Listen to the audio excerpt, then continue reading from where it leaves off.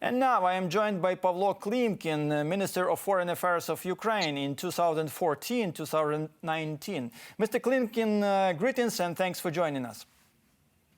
Good evening to everybody, friends, and thanks for standing with Ukraine.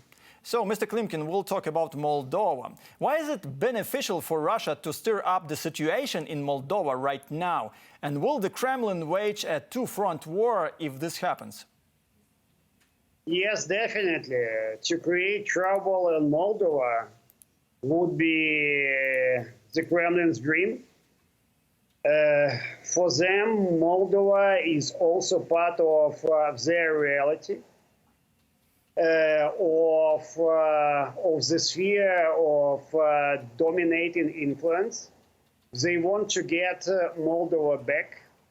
And if we compare us, Ukraine and Ukrainians, with Moldova and Moldovans, the Russian influence there is many times higher. It's about pro-Russian parties, it's about thousands of Russian agents, it's about criminal networks, it's of course about Transnistria. So to wage a war here in Ukraine is number one topic for the Kremlin. But to create trouble in Moldova, as they believe, would help them to create a pressure on us from a different direction, and at the same time create pressure on the West and on the European Union. So it's a typical geopolitical mentality in Moscow. Did I understand you correctly? So Moscow is waging war here in Ukraine, but it will not be able to wage a high-scale war in Moldova. It will be just propaganda, yeah? No, not at all. It's gonna be about staging a coup. It's gonna be destabilizing the situation. It's gonna be about targeting the pro-European president and pro-European government in Moldova. It's gonna be about playing up energy security and denying gas supplies. It's gonna be about playing different minorities, for example, Gagauz in Moldova, or for example, Bulgarians. And Bulgarians in Moldova, as I know, are quite significantly pro-Russians. I remember myself going through Moldova with the former Minister of Foreign Affairs of Moldova, Natalia German, and meeting people. And even in 2015 or 2016, I got how different Moldova actually had been. How far more pro-Russian Moldova has been. And now, for me, it's a game changer. It's the point of truth, not only for us, but also for Moldova, because we are now candidates for the EU membership, and I'm sure we will have us as a part of the European Union and the real driver.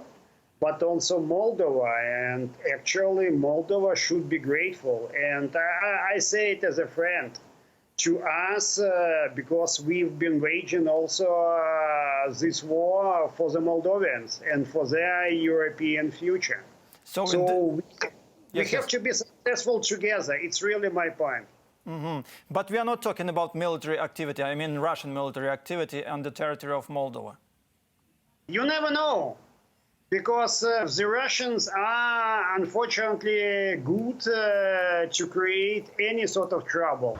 And it could be also a sort of subversive activity from the Transnistria. So we never know.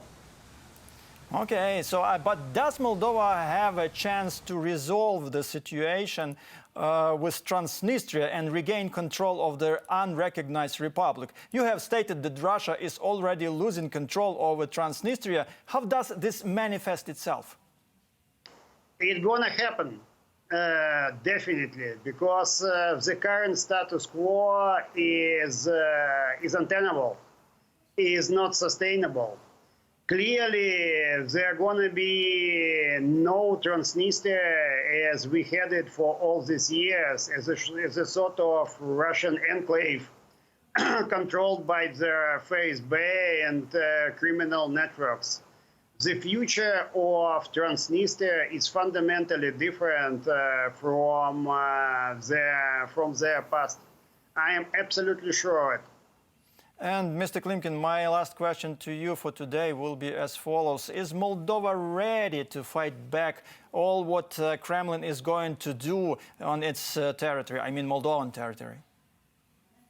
They should be, because for them it's a point of survival as a democratic and European nation. And of course, pro-Russian mood in Moldova is quite widespread, but it's changing. They understand their future is in Europe, and you have to fight for your future. It's one of the lessons we've got from the war with Russia, and the same lessons should be also taught now on all the Moldovians. So I wholeheartedly wish all the success to the Moldovians and Maya Sandu. They have to be